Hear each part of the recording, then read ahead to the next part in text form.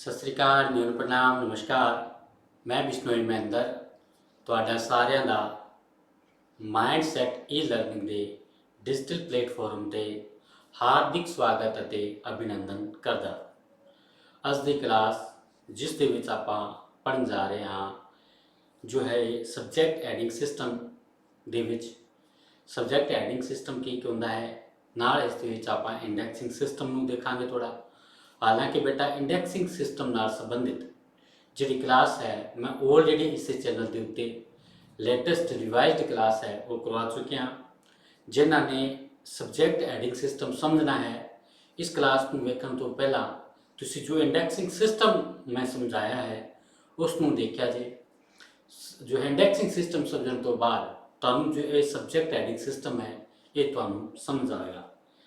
Subject इंडैक्सिंग system हुए चाहे subject adding system होए, इस दे विचों हर एक एग्जाम दे विच 2 या 3 क्वेश्चन बढ़िया निकल के आते हैं।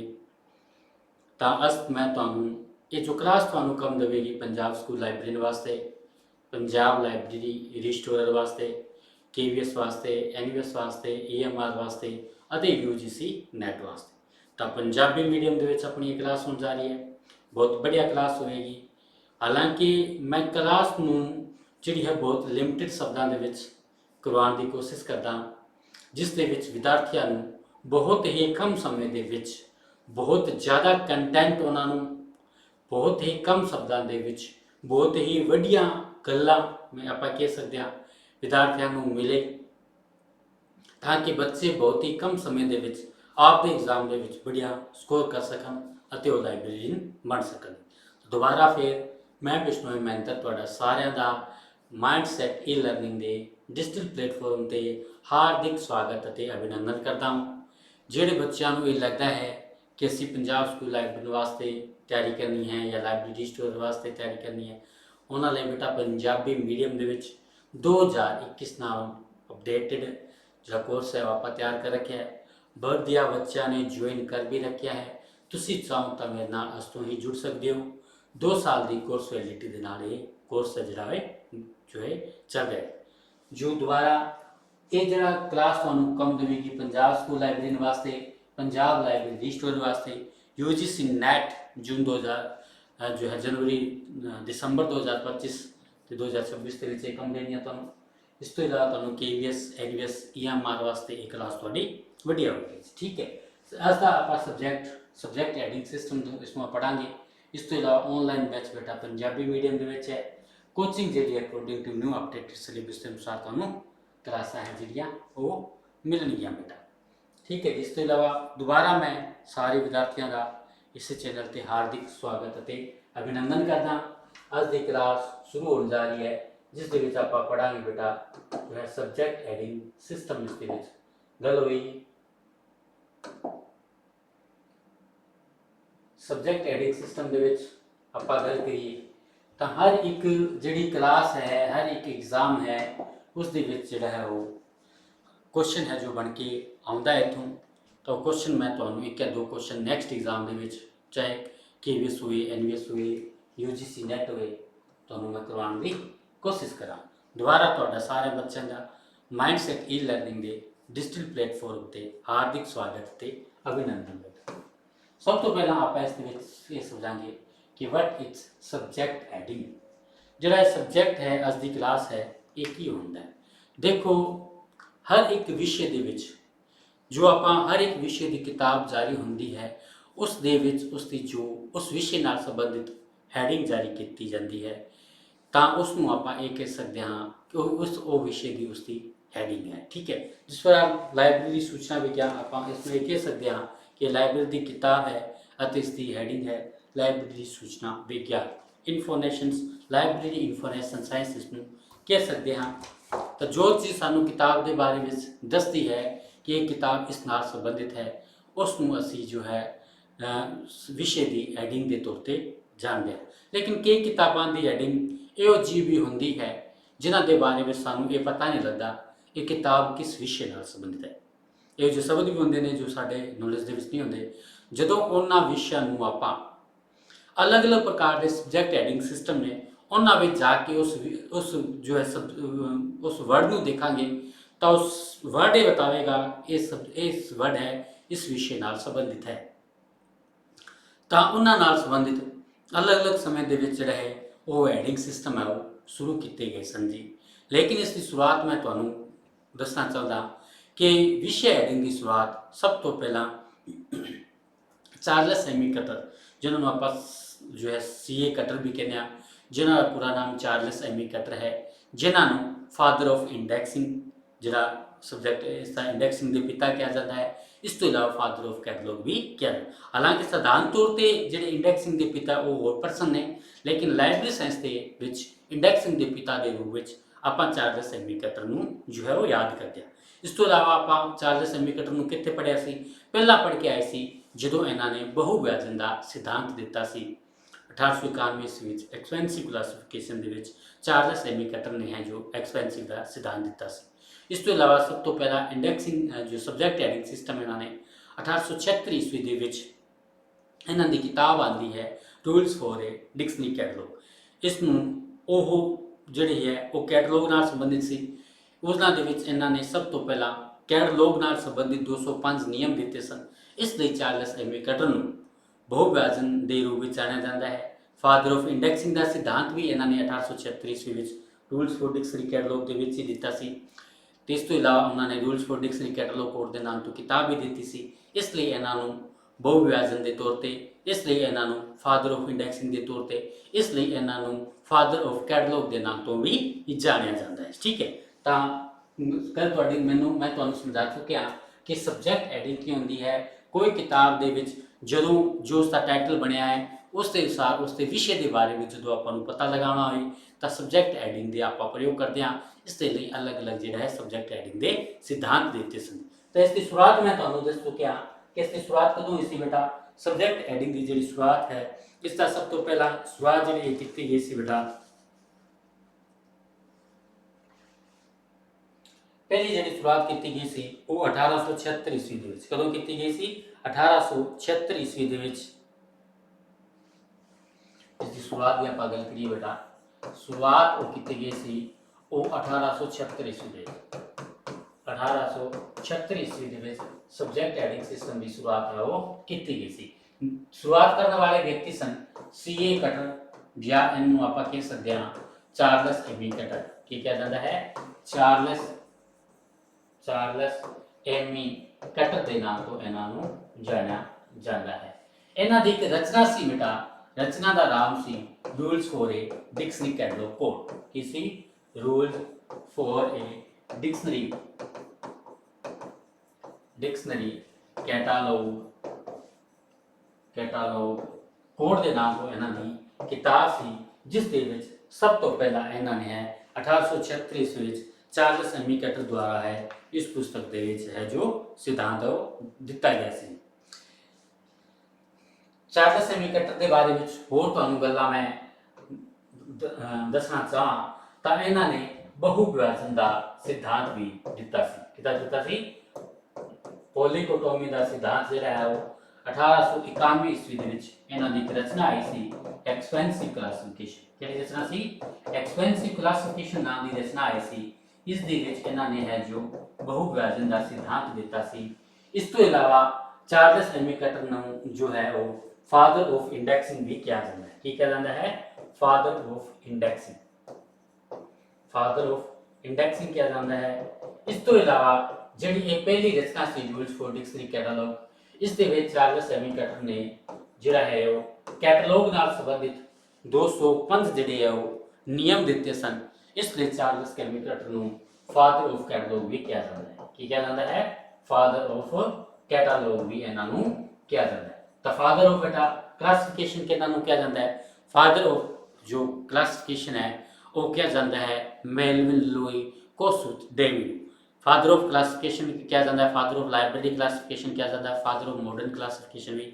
फादर ऑफ क्लासिफिकेशन अरस्तू ਨੂੰ किया जाता है, लेकिन ਗੱਲ ਆਵੇ फादर ऑफ मॉडर्न क्लासिफिकेशन या फादर ऑफ लाइब्रेरी क्लासिफिकेशन ਤਾਂ ਅਸੀਂ ਮੈਲਵਿਨ ਲੂਈ ਕੋਸਟ ਡੇਵਿਡ ਨੂੰ ਯਾਦ ਕਰਦੇ ਹਾਂ ਕਿ ਉਹਨਾਂ ਦੇ ਦੁਆਰਾ 1873 ਈਸਵੀ ਦੇ ਵਿੱਚ Dewey decimal classification and relative index ਦਾ ਨਿਰਮਾਣ ਕੀਤਾ ਗਿਆ ਸੀ, ਜਿਸ ਦੇ ਵਿੱਚ ਪਹਿਲੇ ਸੰਸਕਰਨ ਦਾ ਪ੍ਰਕਾਸ਼ਨ 1876 ਈਸਵੀ ਦੇ ਵਿੱਚ 44 ਪੇजेस ਦਾ ਕੀਤਾ ਗਿਆ ਸੀ, ਜਿਸ ਦੇ 3 ਪਾਰਟ ਸਨ। ਇਹ ਚੀਜ਼ ਮੈਂ ਤੁਹਾਨੂੰ ਆਲਰੇਡੀ DDC ਦੇ ਵਿੱਚ ਕਰਵਾ ਚੁੱਕਿਆ। ਦੁਬਾਰਾ ਸੁਣ ਲਓ। ਅੱਜ ਦਾ ਸਾਡਾ ਸਬਜੈਕਟ ਹੈ ਕਿ ਸਬਜੈਕਟ ਹੈਡਿੰਗ ਕੀ ਹੁੰਦਾ ਹੈ। ਸਬਜੈਕਟ ਹੈਡਿੰਗ ਦੀ ਮੈਂ ਤੁਹਾਨੂੰ ਦੱਸਿਆ ਕੀ ਹੁੰਦਾ ਹੈ। ਇਸ ਦੀ ਸ਼ੁਰੂਆਤ ਕਦੋਂ ਕੀਤੀ ਗਈ ਸੀ? ਤਾਂ 1876 ਈਸਵੀ ਦੇ ਵਿੱਚ ਇਸ ਦੀ ਸ਼ੁਰੂਆਤ ਹੋਈ ਸੀ।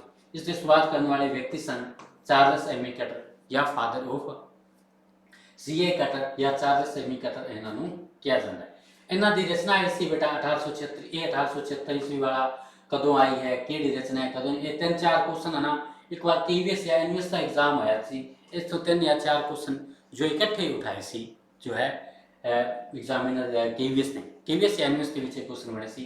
ਤਾਂ rules for dictionary catalogue the rules for dictionary catalogue code ਨਾਮ ਦੀ ਇਹ ਰਚਨਾ ਸੀ, ਜਿਸ ਦੇ ਵਿੱਚ ਇਹਨਾਂ ਨੇ ਪੂਰੇ ਵਿਸ਼ਵ ਦੇ ਵਿੱਚ ਕੈਟਾਲੌਗ ਨਾਲ ਸੰਬੰਧਿਤ ਪਹਿਲੀ ਵਾਰ ਨਿਯਮ ਦਿੱਤੇ ਸਨ, ਜਿਸ ਦੇ ਵਿੱਚ ਨਿਯਮਾਂ ਦੀ ਸੰਖਿਆ 205 ਸੀ। ਇਸ ਲਈ ਚਾਰਲਸ ਐਮੀ ਕਟਰ ਨੂੰ ਫਾਦਰ ਆਫ ਕੈਟਾਲੌਗ ਦੇ ਨਾਂ ਤੋਂ ਜਾਣਿਆ ਜਾਂਦਾ ਹੈ।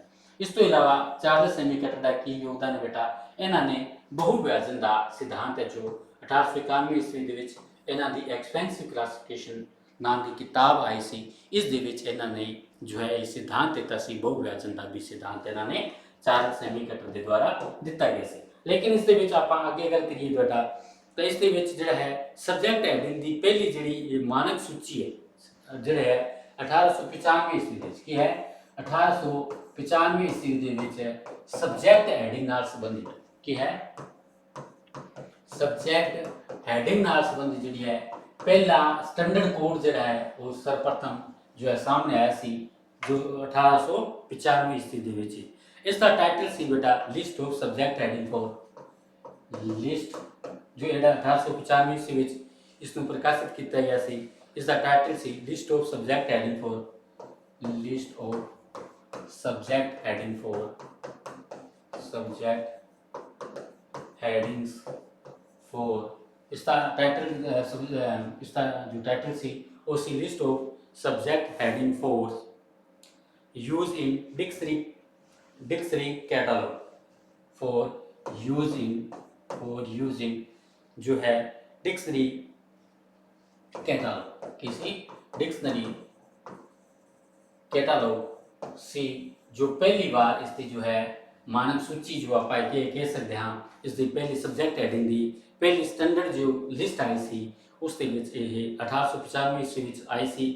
इसका प्रकाशन बेटा ALA के द्वारा जो 1895 ईस्वी में आई सी मानक सूची, इसका पब्लिकेशन आप गल करिए तो इसकी पब्लिकेशन है जो ALA के द्वारा किया गया सी। ALA का पूरा क्या नाम है? अमेरिकन लाइब्रेरी एसोसिएशन है। ALA का पूरा नाम अमेरिकन लाइब्रेरी एसोसिएशन। ये भी क्वेश्चन बनया सी। ये विश्व का सबसे बड़ी जो है एसोसिएशन है, सबसे पुरानी एसोसिएशन है अमेरिकन लाइब्रेरी एसोसिएशन के द्वारा इसकी है जो 1876 ईस्वी में इसकी स्थापना हुई सी बेटा। 1877 ईस्वी में LA दी हुई सी। तो इसका पब्लिकेशन है जो अमेरिकन लाइब्रेरी एसोसिएशन के द्वारा इसका है जो प्रकाशन किया गया सी। चार्लस एमी कटर दे इसके जो है CA कटर इसके प्रमुख मैंबर सन।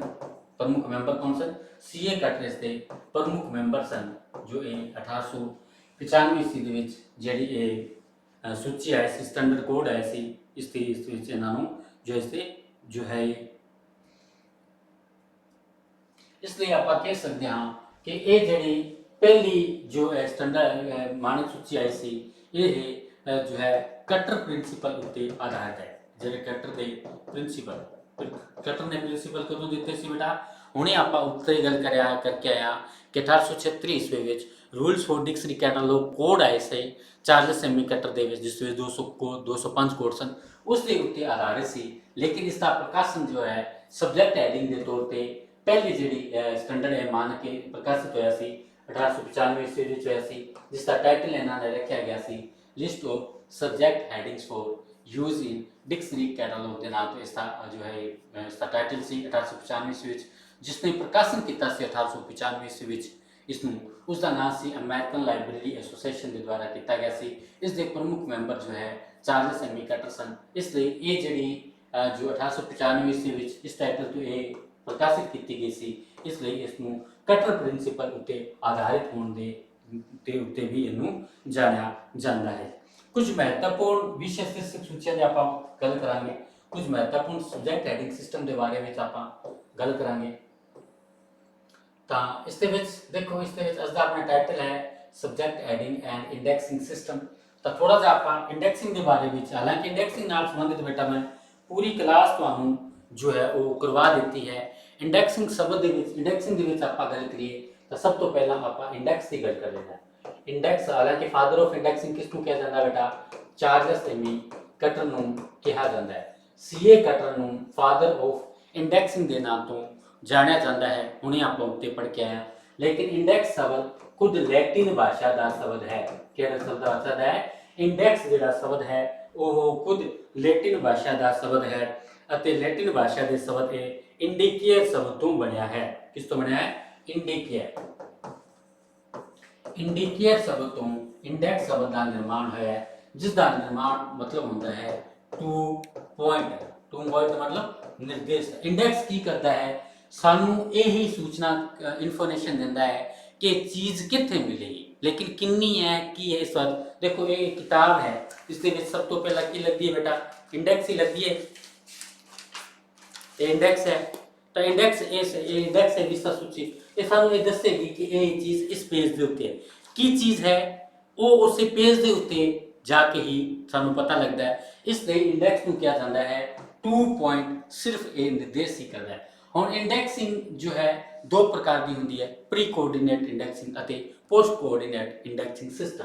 ਤਾਂ ਦੁਬਾਰਾ ਸਮਝ ਲਓ, ਇੰਡੈਕਸਿੰਗ ਸਿਸਟਮ ਦੇ ਵਿੱਚ ਫਾਦਰ ਆਫ ਇੰਡੈਕਸਿੰਗ ਹੈ ਉਹ ਚਾਰਲਸ ਐਮੀ ਕਟਰ ਨੂੰ ਕਿਹਾ ਜਾਂਦਾ ਹੈ, ਕਿਉਂਕਿ ਇਹਨਾਂ ਨੇ ਸਭ ਤੋਂ ਪਹਿਲਾਂ ਲਾਇਬ੍ਰੇਰੀ ਸਾਇੰਸ ਦੇ ਵਿੱਚ ਹੈ ਜਿਹੜਾ ਇੰਡੈਕਸਿੰਗ ਦੇ ਵਿੱਚ ਸਭ ਤੋਂ ਪਹਿਲਾਂ ਆਪਾਂ ਹੁਣੇ ਪੜ੍ਹ ਕੇ ਆਏ ਹਾਂ ਕਿ 1895 ਈਸਵੀ ਦੇ ਵਿੱਚ ਇਸ ਦਾ ਜਿਹੜੀ ਸੂਚਨਾ ਆਈ ਸੀ, ਜੋ ਹੈ ਹੈਡਿੰਗ ਸਿਸਟਮ ਆਇਆ ਸੀ, ਜਿਸ ਦਾ ਪ੍ਰਕਾਸ਼ਨ ਅਮਰੀਕਨ ਲਾਇਬ੍ਰੇਰੀ ਐਸੋਸੀਏਸ਼ਨ ਦੇ ਦੁਆਰਾ ਕੀਤਾ ਗਿਆ ਸੀ, ਜਿਸ ਦੇ ਪ੍ਰਮੁੱਖ ਜਿਹੜੇ ਸਨ ਉਹ ਚਾਰਲਸ ਐਮੀ ਕਟਰ ਨੇ।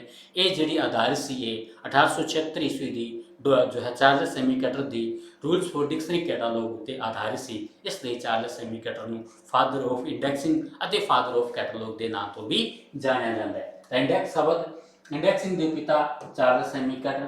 ਇੰਡੈਕਸ ਸ਼ਬਦ ਖੁਦ ਲੈਟਿਨ ਭਾਸ਼ਾ ਦਾ ਸ਼ਬਦ ਹੈ ਅਤੇ ਇਹ ਇੰਡੀਕੇਅਰ ਸ਼ਬਦ ਤੋਂ ਬਣਿਆ ਹੈ, ਜਿਸ ਦਾ ਅਰਥ ਹੁੰਦਾ ਹੈ ਟੂ ਪੁਆਇੰਟ। ਮਤਲਬ ਕੀ ਹੁੰਦਾ ਹੈ? ਨਿਰਦੇਸ਼ ਕਰਨਾ। ਹੁਣ ਇੰਡੈਕਸਿੰਗ ਦੇ ਵਿੱਚ ਆਪਾਂ ਗੱਲ ਕਰੀਏ ਤਾਂ ਇੰਡੈਕਸਿੰਗ ਦੋ ਪ੍ਰਕਾਰ ਦਾ ਹੁੰਦਾ ਹੈ, ਪ੍ਰੀ ਕੋਆਰਡੀਨੇਟ, ਪ੍ਰੀ ਕੋਆਰਡੀਨੇਟ दूसरा होता है पोस्ट ਜਿਹੜਾ ਹੈ दूसरा ਇਸ ਦੇ ਵਿੱਚ ਹੁੰਦਾ ਹੈ पोस्ट कोऑर्डिनेट इंडेक्सिंग सिस्टम।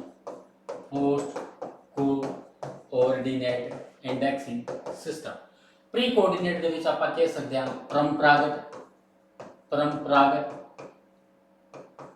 ਇਸ ਨੂੰ ਆਪਾਂ ਕਹਿ ਸਕਦੇ ਹਾਂ ਬੇਟਾ ਆਧੁਨਿਕ। ਜੋ ਮਾਡਰਨ ਜੋ ਪ੍ਰਚਲਿਤ ਹੈ ਇਸ ਦੇ ਵਿੱਚ ਆਉਂਦਾ ਹੈ।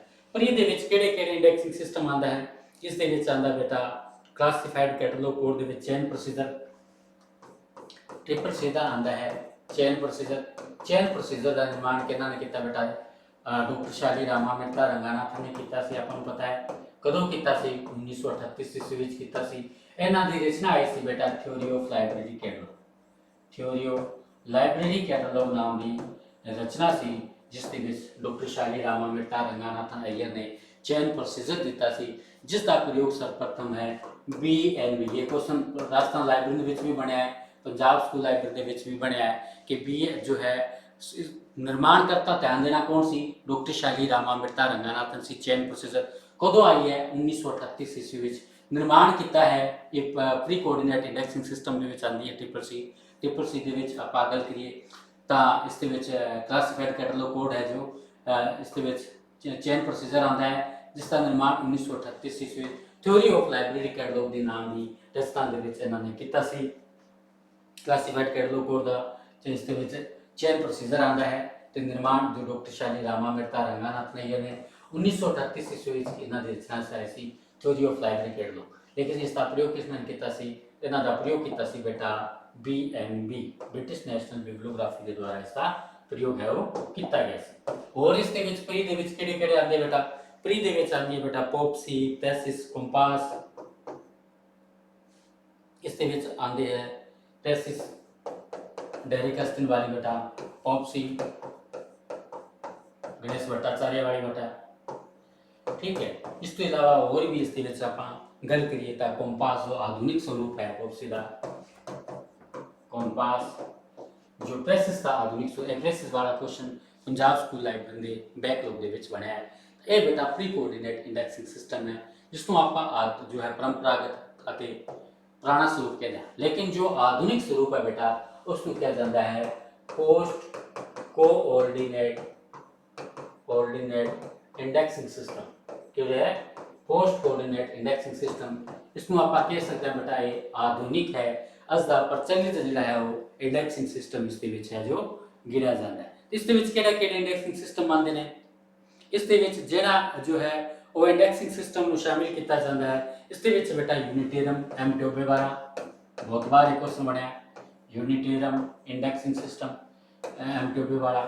इस तो इलावा इस दे विच आंदा है क्विक, क्वैक, क्वोक, क्विक, इसका क्रम भी यही है quick, Kwok, quack, Kwok, quack. इसके विच राजस्थान लाइब्रेरी ने विच बनया सी। डेढ़ लिखिया विचों केड़ा नहीं है भी उसने ए इत्थे करता तो W इत्थे करता, बाकी यही सब सीगे सारे राजस्थान लाइब्रेरी दे विच एक क्वेश्चन बनया सी। इस तो इलावा बेटा थीसिस है, क्लास यूज है, वोकैबरी है, वोकैबुलरी है,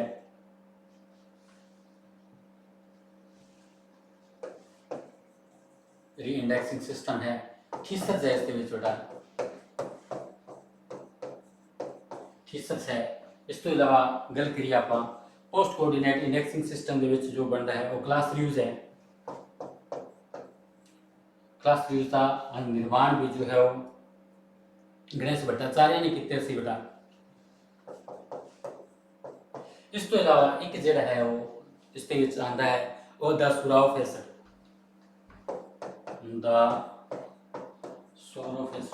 इस द सूरोफेस है ये जो इंडेक्सिंग सिस्टम है बेटा जो प्री विच भी आंदा है अते पोस्ट विच भी आंदा है, प्री विच भी आंदा है अते पोस्ट इंडेक्सिंग सिस्टम दे विच आंदा है। ਇਹ ਕੁਝ इंडेक्सिंग सिस्टम सन जिस दे विच जो है इन्हां दा अलग-अलग समय ते निर्माण जो है वो किया गया सी। हुण आपां अगला अपने जो अलग-अलग प्रकार दे बेटा जो हेडिंग्स जो सिस्टम है उन्हां बारे है जो विस्तार नाल इस क्लास दे विच आपां गल करांगे किहड़े-किहड़े इंडेक्सिंग सिस्टम है जिन्हां दा निर्माण है वो किया गया है। इसके लिए सबसे पहले आंदी है बेटा LCSH। LCS का पूरा नाम है library of Congress subject heading. पूरा नाम क्या था? पूरा नाम इसका library of Congress subject heading, library of Congress subject heading. कई बार तो क्वेश्चन उठा लेंदा बेटा स्टेट लेवल का जो एग्जाम होगा ना तो छोटा सा क्वेश्चन पूछ लेता है कि LCS जो है LCSS का पूरा किना है, इसका पूरा नाम है library of Congress subject heading. तो इसका प्रयोग है जो सब तो ज़्यादा प्रयोग इसके विच जो है वो किया गया।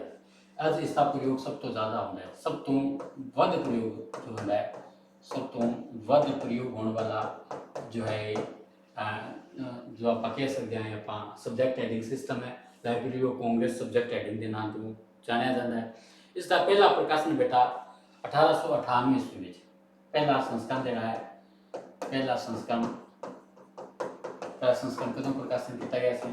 पहला संस्करण इसका 1898 ईस्वी में प्रकाशन संस्था कौन सी? लाइब्रेरी ऑफ कांग्रेस के द्वारा LC के द्वारा इसका प्रकाशन किया गया सी। 1909 ईस्वी के की है 1909 ईस्वी इसका खंडा के रूप में वॉल्यूम के रूप में इसका प्रकाशन है वो शुरू होया सी 1909 ईस्वी के विच। इस तो इलावा इसके विच आपां ये कह सकते हैं कि इसका जो लाइब्रेरी ऑफ कांग्रेस की है जी इसनूं library of Congress subject heading नूं जो है वीकली अपडेट इंडेक्स भी प्रकाशित किया जाता है। लाइब्रेरी ऑफ कांग्रेस की वेबसाइट पर इसनूं वीकली अपडेटेड भी जो है library of Congress subject heading नूं जो है अपडेटेड किया जाता है। वर्तमान के समय में आप गल करिए तो बेटा इसका 2022 ईस्वी के इसका जो लेटेस्ट एडिशन है वो 44वां एडिशन है, वो जो है 44वां जो संस्करण है वो है प्रकाशित किया गया सी। दोबारा सुन लो, अज का जो टॉपिक साडा चल रहा है वो आप पढ़ रहे हैं जो है एडिंग सिस्टम ਦੇ ਵਿੱਚ ਪਹਿਲਾ ਐਡਿੰਗ ਸਿਸਟਮ ਹੈ LCSH, ਪੂਰਾ ਨਾਮ ਹੈ library of Congress subject heading ਦੇ ਨਾਮ ਤੋਂ ਇਸ ਨੂੰ ਜਾਣਿਆ ਜਾਂਦਾ ਹੈ। ਅੱਜ ਵਿਸ਼ਵ ਦੇ ਵਿੱਚ library of Congress subject heading ਦਾ ਸਭ ਤੋਂ ਜ਼ਿਆਦਾ ਬੇਟਾ ਜੋ ਹੈ ਉਹ ਪ੍ਰਯੋਗ ਹੁੰਦਾ ਹੈ ਜੀ, ਠੀਕ ਹੈ। ਇਸ ਤੋਂ ਇਲਾਵਾ ਪਹਿਲਾ ਸੰਸਕਰਣ ਇਸ ਦਾ 1898 ਈਸਵੀ ਦੇ ਵਿੱਚ ਪ੍ਰਕਾਸ਼ਿਤ ਕੀਤਾ ਗਿਆ ਸੀ, ਲੇਕਿਨ 1909 ਈਸਵੀ ਦੇ ਵਿੱਚ ਇਸ ਨੂੰ ਅਲੱਗ-ਅਲੱਗ ਵੋਲਿਊਮ ਦੇ ਰੂਪ ਦੇ ਵਿੱਚ ਉਹ ਪ੍ਰਕਾਸ਼ਿਤ ਕੀਤਾ ਗਿਆ ਸੀ।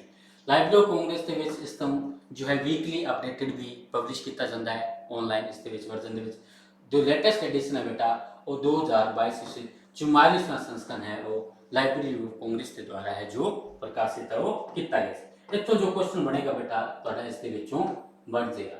दूसरा जो है Sears list of subject heading, बहुत बढ़िया है। इस तो इलावा और भी उसके विच आपां याद रखना चाहो तो कह सकते हो कि हुण जिहड़ा इसका अगला जिहड़ा है वो है Sears list of subject heading. किना है शेयर लिस्ट ऑफ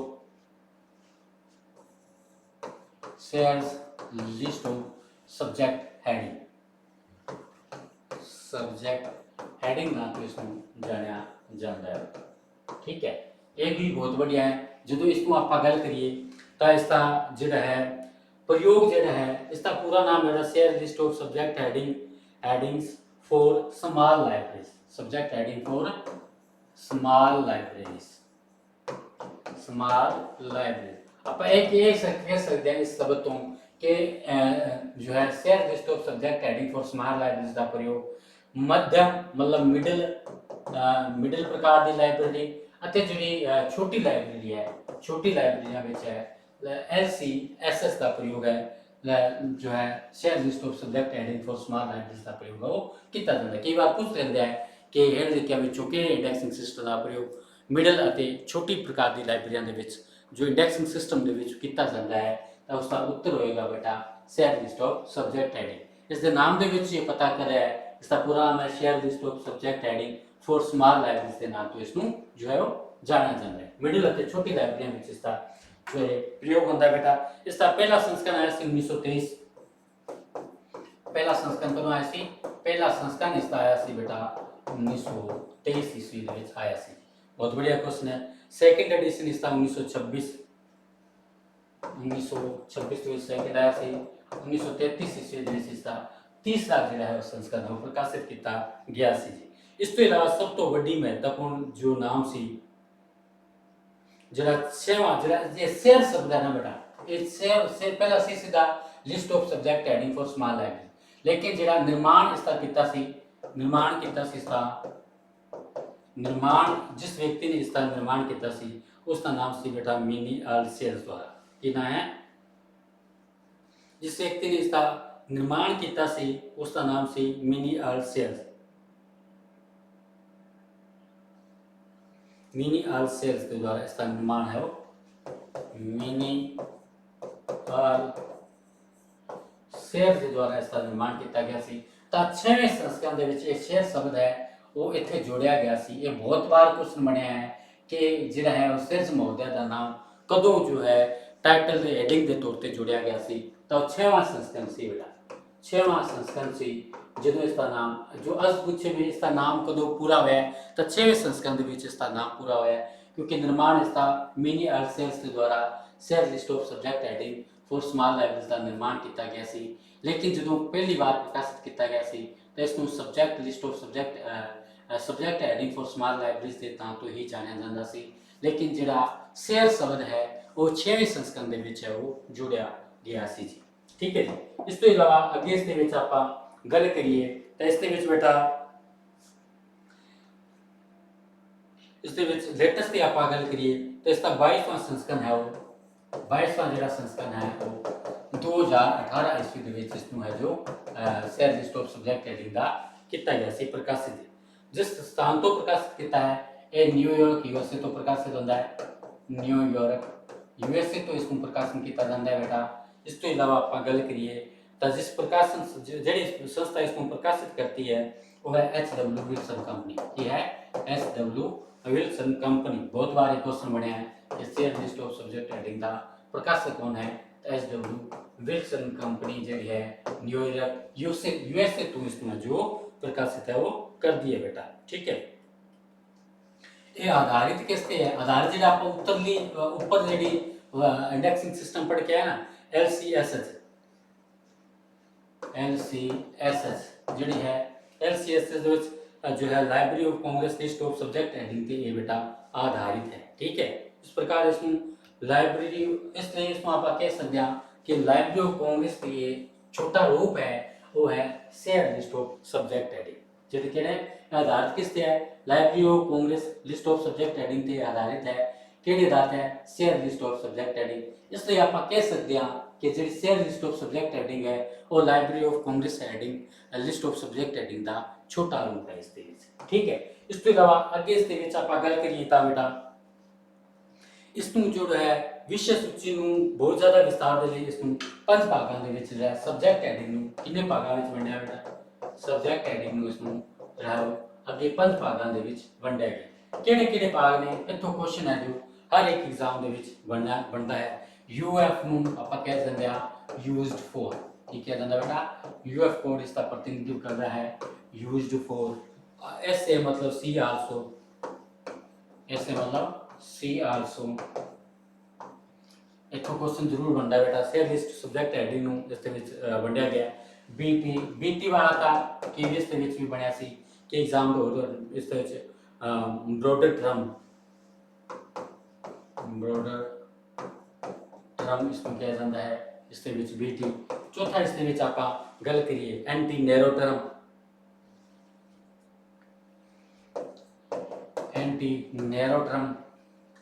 एंटी ਦੀ ਗੱਲ ਕਰੀਏ बेटा ਨੈਰੋ